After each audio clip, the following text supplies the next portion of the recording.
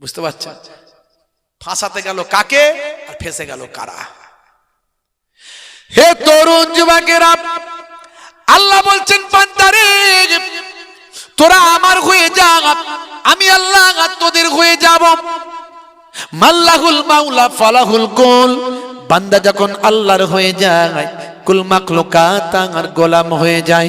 মান কানা লিল্লাহি কানা আল্লাহু লাহু, যে বান্দা আল্লাহর হয়ে যায় স্বয়ং আল্লাহ তার হয়ে যায়।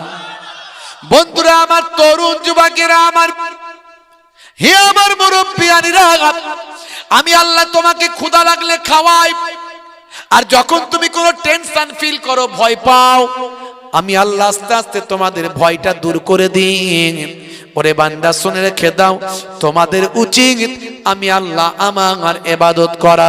তবে মনে রাখবেন, ইবাদত মানে শুধু নামাজ, রোজা, হজ, যাকাত নয়।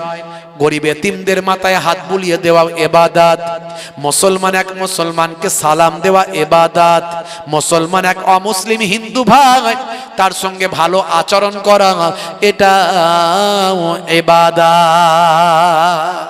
দেখেছেন, রাস্তা দিয়ে যাচ্ছেন, একটা অমুসলিম হিন্দু ভাই যাচ্ছেন, আপনার পরিচিত বয়স্ক মানুষ, আপনি সুন্দর পোলাইট ভাষা যার সঙ্গে কথা বলুন, কাকা ভালো আছেন, এই যে আখলাকটা দেখালেন, এটা আমার নবী দেখিয়েছেন। জোরে বলুন সুবহানাল্লাহ। আল্লাহর নবী ওয়াজ করছেন, জোরে হবে না? বলুন ইনশাআল্লাহ।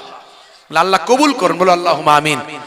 আমি দোয়া চাইবো আপনাদের পীরের ঘরের আওলাদ, সেই ফুরফুরা শরীফ ছোট হুজুর কেবলার মেয়ের ছেলে নাতি, পীরনগরী হুজুর পীর কেবলার পোতা, দুদিক থেকে পীরের আওলাদ, আহলে বায়াত কুরাইশ খানদানের সন্তান।